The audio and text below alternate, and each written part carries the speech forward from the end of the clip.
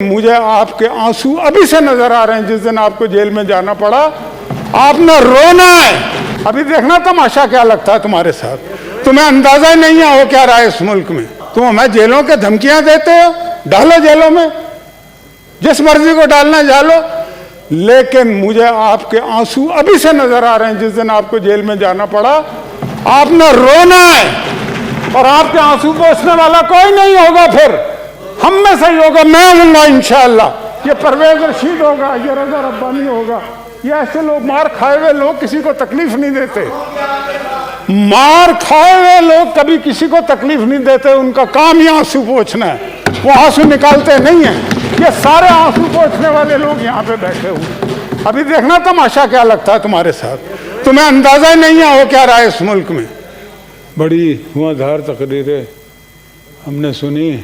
क्या शेख मिलेगा तुझे गुलफिशानी करके, और क्या पाएगा तू तौहीन जवानी करके। और तू डराता है उन्हें आतिश दोज़ख से जो आग को पी जाते हैं पानी करके। अब मुझे अच्छा नहीं लगता इकबाल के पोते की तस्हीह करना, उन्हें हमारी तस्हीह करनी चाहिए, लेकिन वक्त तो अभी ऐसा ही है ना। पोते नवासों के हाथों में जब चीज़ें चली जाएं तो फिर पीटीआई के किए वो, उनको तो कोई हक ही नहीं पहुंचता। उनको क्या हक पहुंचता है कि मादर मिल्लत क्या, और ये तो पैदा ही नहीं हुए थे ना, ये पार्टी थी। ऐसे 22 साल करते हैं। 22 साल में 22 बंदों ने, उनमें से किसी ने जेल नहीं काटी। अल्लाह जाने कौन से 22 साल, एक दिन की जेल नहीं काटी। जो हमने 22 साल जद्दोजहद की, कौन सी जद्दोजहद की भाई। जियाउल हक के साथ मिलकर जद्दोजहद की कुछ अरसा, फिर परवेज मुशर्रफ के साथ मिलकर जद्दोजहद की, और अभी भी जिनके साथ मिलकर जद्दोजहद कर रहे हैं। मैं ये कहना चाहता हूँ, एक वाक़या हुआ जनाबे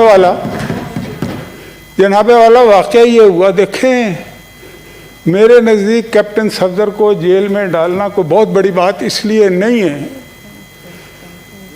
कि हमारी पार्टी और अपोजिशन का कौन सा ऐसा आदमी है जिसे जेल में नहीं डाला गया। और ये नहीं है कि वैसे ही अचानक कहा गया कि हम जेल में डालेंगे, हम नहीं छोड़ेंगे।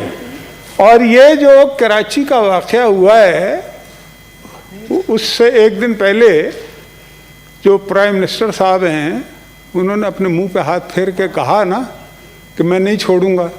अब जब सबसे बड़ा चीफ एग्जीक्यूटिव ये बात करेगा तो फिर कुछ ना कुछ हल्ला गुल्ला तो होना ही है ना। तो वो हो गया, करके दिखा दिया। उन्होंने कहा जनाबे वाला आपने हुक्म फरमाया, हमने अमल कर दिया। लेकिन ये हुक्म फरमाने वालों को ये नहीं पता होता कि हर अमल का एक रद्द अमल होता है। और जब आप गलत फैसले बार बार करते हैं तो फिर डिवाइन जस्टिस भी शुरू हो जाता है। मुझे नहीं मालूम कि इनको अंदाज़ा है या नहीं कि वहाँ पे क्या हुआ है और अभी क्या हो रहा है और ये मुल्क कितने ख़तरात का शिकार हो चुका है, ये इन्हें अंदाज़ा नहीं है। अभी हो जाएगा और कुछ चंद दिनों में। कैप्टन सफदर को जेल में डाला ना हक, और अगर उन्हें डाला है तो इनके बहुत सारे लोगों को जेल में होना चाहिए। मतलब कि इनको सारी ताज़ीम याद आ गई है, जो अपनी बातें भूल पता नहीं क्यों जाओ, केस मार जाते हैं, चुप कर जाते हैं। इनको याद कराओ तो बात ही नहीं करते, उधर देखते ही नहीं है। क्या नहीं किया आपने इस मुल्क, क्या आपने इस पार्लियामेंट पे हमला नहीं किया जहाँ पे हम खड़े तकरीर कर रहे हैं। आपको जेल में डाला था हमने, नहीं डाला था ना। पीटीवी पे कब्जा किया हमने, जेल में डाला था आपको। सारी फिल्में मौजूद है, हर चीज। अगर आप इतने ही अच्छे हैं तो भाई चलो, हमने नहीं डाला था, आप डालते हैं, क्योंकि आप हमें तो डाल ही रहे हैं ना आपका। लेकिन इंतकाम की आग जो है वो ठंडी नहीं हो पा रही। इसलिए ठंडी नहीं हो पा रही कि अगर आप इंतकाम लेंगे तो बाकी तो कुछ कर ही नहीं सकते ना। आपसे ना कुछ होता है, ना आपको कुछ आता है करना, ना आपने कुछ किया है 2.25 साल में, और ना आपके अंदर वो सलाहियत है।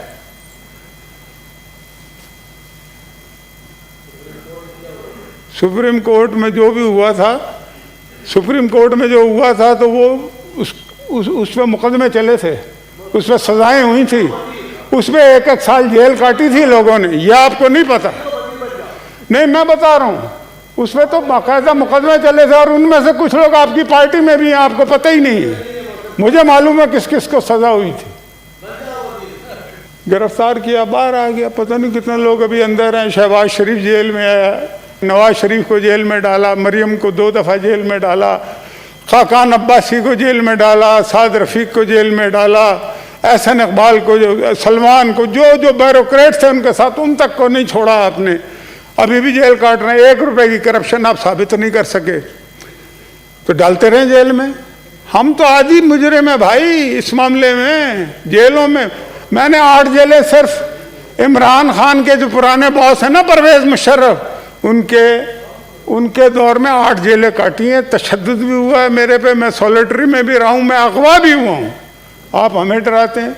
आपको ये ताज़ीम नहीं है, अपनी माँ बहनों की ताज़ीम नहीं है आपके नज़दीक, उनकी इज्जत, कोई इज्जत नहीं है आपके नज़दीक। वो दरवाज़ा तोड़ते हैं, अंदर घुसते हैं, गिरफ्तारी करते हैं। ये पाकिस्तान की तारीख में कभी हुआ? बड़े बड़े डिक्टेटर आए, बड़े बड़े लोग आए, लेकिन ये जो है ना तुर्रा इम्तियाज इन्हीं लोगों का है। इन लोगों ने ये काम किया है और ये बात साबित होगी और हो चुकी है कुछ हलकों में कि ये इस्लामाबाद से ऑर्डर गए। हाँ, अच्छा आपका घर है, चलो। हाँ, मैं ये कहना चाहता हूं सर, इस सैफ साहब च्युइंगम न चबाएं, जाएं बाहर फेंकें। जनाबे चेयरमैन, जनाबे चेयरमैन,